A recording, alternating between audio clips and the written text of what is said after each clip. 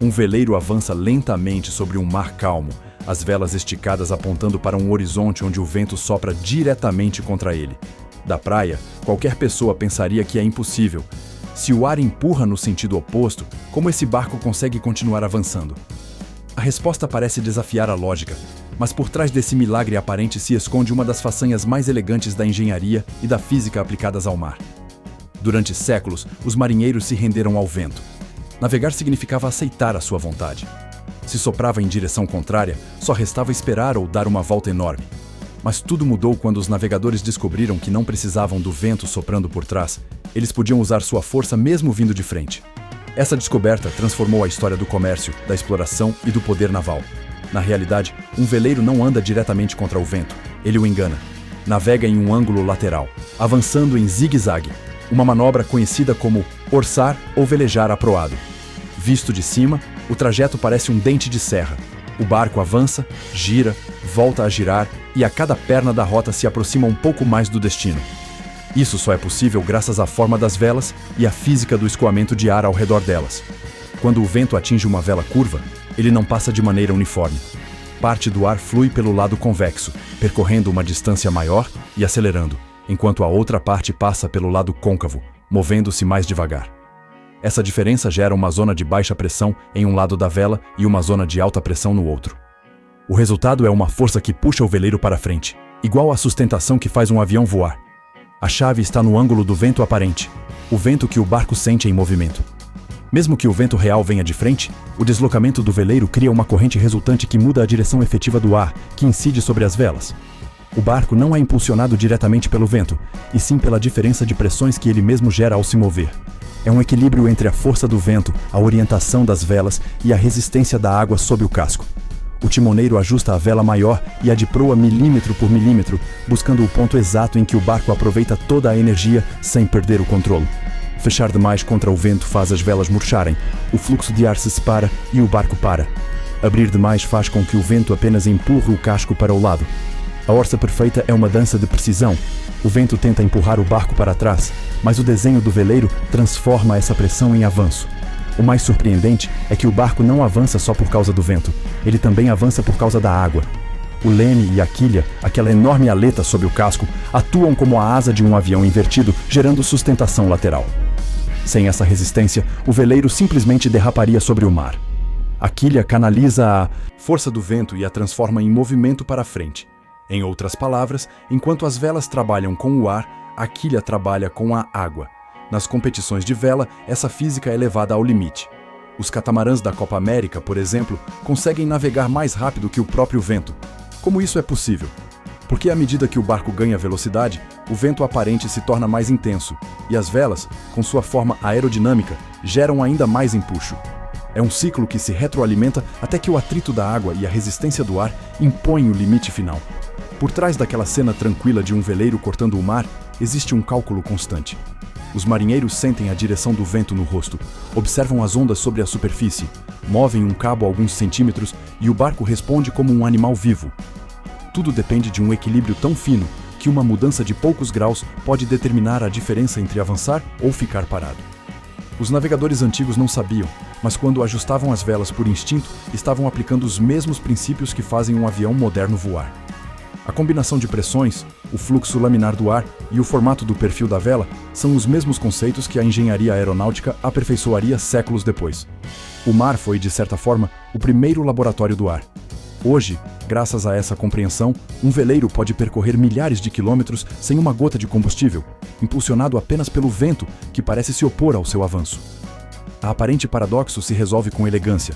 O barco não luta contra o vento, ele o usa. Nessa contradição está um dos maiores feitos do engenho humano. Em alto mar, a capacidade de navegar contra o vento não é apenas uma façanha técnica, também é uma questão de sobrevivência. Antigamente, uma mudança repentina na direção do vento podia decidir o destino de toda uma tripulação. Os grandes exploradores do século XV, como Magalhães ou Colombo, dependiam totalmente da direção do vento para continuar a rota. Se soprava contra, podiam ficar semanas presos em uma região do oceano, sem conseguir avançar nem voltar. Foi então que os construtores navais começaram a experimentar novos tipos de vela. Os antigos navios de velas quadradas, como os galeões, eram poderosos quando o vento vinha de popa, mas praticamente inúteis diante de um vento contrário. Já os navios com velas triangulares, as chamadas velas latinas, ofereciam uma vantagem revolucionária.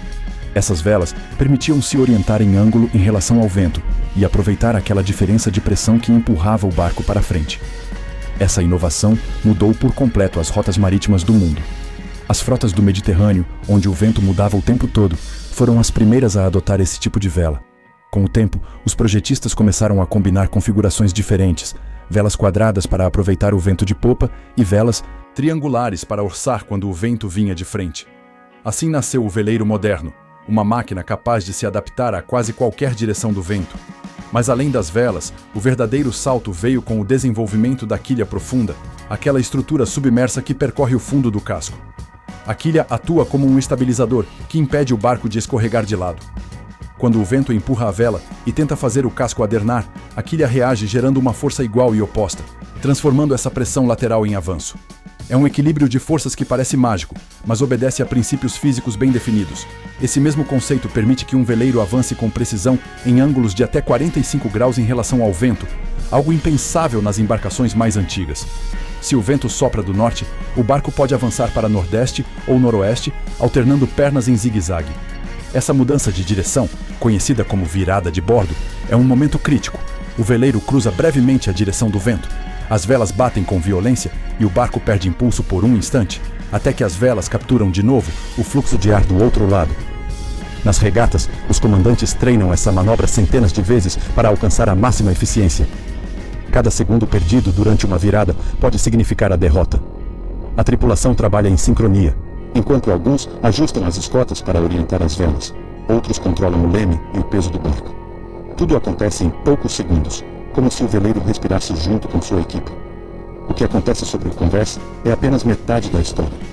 Debaixo d'água, a quilha gera um fluxo que se comporta como o ar sobre as velas. Assim como o vento cria sustentação na vela, a água cria uma força lateral na quilha. Juntas, essas duas forças formam um sistema perfeito que permite ao barco avançar em direção a um ponto que, em aparência, o vento tenta impedir. Visto de cima, um veleiro oscilando contra o vento parece se mover em diagonais, mas a soma desses trechos o leva exatamente ao destino traçado pelo capitão. É como se o barco usasse a resistência do vento para criar o próprio caminho. A sensação a bordo é inconfundível. O vento ruge nos ouvidos, as velas se esticam como músculos e o casco se inclina, cortando o mar com uma precisão que parece impossível. O segredo está em entender que o vento não é inimigo. Não se trata de se opor a ele, e sim de aproveitar sua energia por outro ângulo. Essa ideia simples e poderosa também reflete uma filosofia de navegação. Os bons marinheiros não lutam contra a natureza, eles a interpretam. Sabem ler os sinais do céu, as mudanças na textura da água e a direção entre as gaivotas giram. Tudo isso indica para onde devem ajustar as velas. Cada manobra, cada leve giro de leme, cada nó de cabo, foi pensado para transformar uma força contrária em um impulso favorável. Essa é a verdadeira essência de navegar contra o vento, não desafiar a natureza, mas compreendê-la tão bem que ela se torna aliada. Hoje em dia, velejar contra o vento já não depende só de instinto ou sorte, é uma ciência precisa. Os veleiros modernos são projetados com obsessão pela eficiência. Cada ângulo, cada curvatura, cada fibra das velas foi calculada para aproveitar até a menor rajada. Os engenheiros navais estudam aerodinâmica e hidrodinâmica com o mesmo detalhe que os projetistas de aviões. No fundo, todos buscam o mesmo objetivo: gerar sustentação. As velas atuais não são simples panos ao vento. São estruturas tecnológicas feitas de materiais como Kevlar ou carbono, capazes de manter a forma perfeita mesmo sob enorme pressão. A curvatura delas, o perfil aerodinâmico, é o que permite que voem como uma asa. Quando o vento passa pela superfície da vela, acelera e cria uma diferença de pressão. Essa diferença não empurra o barco diretamente para frente, ela o puxa, criando um efeito de sucção que impulsiona o movimento. Debaixo d'água, a quilha e o leme cumprem o mesmo papel. A quilha funciona como uma asa invertida, que gera sustentação lateral e impede o barco de derrapar. O leme age como a cauda de um avião, controlando a direção com precisão cirúrgica. Juntos, eles transformam uma força irregular como o vento em um movimento estável e controlado. O mais fascinante é que os veleiros mais avançados conseguem superar a velocidade do próprio vento. Parece paradoxo, mas a explicação está no vento aparente. Quando o barco avança, o movimento gera um vento adicional que se combina com o vento real. O resultado é um fluxo de ar mais intenso que atinge as velas em um ângulo diferente, permitindo que o veleiro se impulsione com mais força. Quanto mais rápido ele anda, mais vento aparente gera e mais rápido pode ir, até alcançar o limite físico. Os barcos de competição, como os da Copa América ou os trimarãs oceânicos, são o exemplo perfeito. Equipados com foils, asas submersas que levantam o casco para fora da água, reduzem o atrito quase a zero. Ao eliminar grande parte do contato com o mar, o barco pode atingir velocidades que dobram ou até triplicam a do vento real. Nessas condições, o controle é tão delicado que um erro de poucos graus pode causar um acidente catastrófico. Nessas embarcações, os tripulantes já não são apenas marinheiros, são atletas e engenheiros ao mesmo tempo. Usam sensores que medem cada variação de pressão do vento, telas que mostram em tempo real o fluxo aerodinâmico e um sistema de comunicação constante para ajustar velas e foils ao milímetro. De fora parece um balé, mas na realidade é uma coreografia precisa entre ser humano, máquina e natureza. Mesmo assim, a essência de tudo continua sendo a mesma de séculos atrás. A sensação de cortar o mar com o vento contra não depende da tecnologia, depende da ligação entre o navegador e o ambiente. O som do vento assobiando nos cabos, o estalo da madeira, o bater constante da água sob a quilha, tudo transmite uma mistura de força e serenidade que só o mar pode oferecer. Quando um capitão consegue ajustar as velas de forma perfeita, sente o barco ficar leve, quase sem peso. Nesse momento, o vento deixa de ser obstáculo e se transforma em pura energia que atravessa o casco. É a mesma sensação que os navegadores antigos devem ter experimentado quando descobriram pela primeira vez que podiam desafiar a direção do vento, não com força, mas com inteligência. Os melhores marinheiros dizem que navegar contra o vento não é vencê-lo, é escutá-lo. Cada rajada, cada mudança de direção traz informação. Aprender a interpretar isso é o que diferencia um novato de um verdadeiro mestre do mar. E embora a tecnologia tenha mudado, esse princípio continua igual. Navegar ainda é um diálogo constante entre o homem e o vento. Sempre que um veleiro se inclina e avança em orça, uma história milenar se repete. A de um ser humano que, em vez de se render às forças da natureza, decidiu entendê-las e transformá-las em aliadas. Esse instante, quando o vento sopra contra e o barco segue firme, continua sendo um dos espetáculos mais belos que existem no mar. Às vezes, para entender por que um veleiro consegue navegar contra o vento, não basta explicar a física, é preciso ver com os próprios olhos. Imagine estar a bordo, em plena orça, com o barco inclinado quase 30 graus. As ondas batem no casco e a água salpica o rosto. Mas o veleiro não para. O vento ruge forte e, mesmo assim, a proa corta o mar na direção oposta à origem desse vento. Cada metro avançado parece desafiar a lógica, mas tudo acontece com precisão calculada. A tripulação trabalha em silêncio, com movimentos coordenados. O timoneiro mantém o rumo exato, ajustando poucos graus quando sente que o barco perde velocidade. Os marinheiros tensionam as escotas que controlam as velas e as colocam no ponto ideal em que o vento deixa de bater e começa a fluir. Não há motores nem hélices, só ar, água e engenhos humanos. Cada manobra é o resultado de séculos de evolução. Desde as primeiras embarcações egípcias, que dependiam totalmente do vento de popa, até os modernos veleiros de regata que voam sobre foils, a humanidade aprendeu a utilizar uma força natural que parecia impossível de dominar. Não se trata de enfrentar o vento, e sim de entendê-lo tão profundamente que ele se torna um aliado previsível. O vento, no fundo, não sabe se ajuda ou atrapalha. Ele simplesmente sopra. O barco, graças ao seu desenho, o transforma em energia direcional.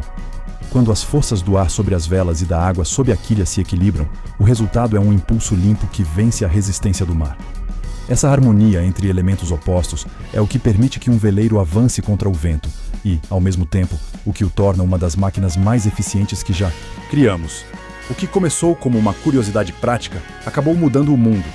A capacidade de velejar aproado permitiu que civilizações ampliassem rotas comerciais, descobrissem novas terras e conectassem continentes.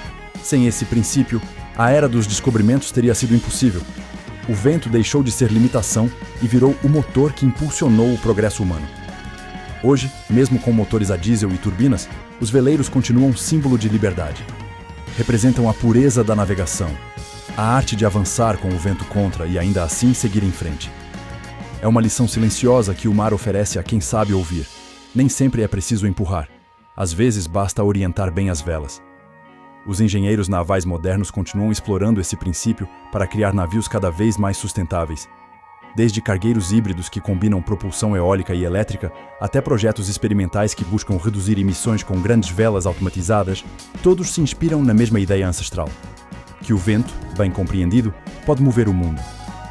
Ver um veleiro avançar contra o vento é assistir a uma conversa entre o homem e a natureza. Não há desafio direto nem resistência, há entendimento. É a prova de que o engenho humano não se resume a dominar o ambiente, e sim a aprender a conviver com ele. Por isso, sempre que uma embarcação deixa o porto enfrentando o vento de frente, ela não está apenas navegando, está nos lembrando do que somos capazes quando deixamos de lutar contra as forças do mundo e passamos a usá-las a nosso favor. Assim, o mistério se resolve. Um veleiro consegue navegar contra o vento não porque o enfrenta, mas porque o interpreta. E essa talvez seja a metáfora mais bonita do mar.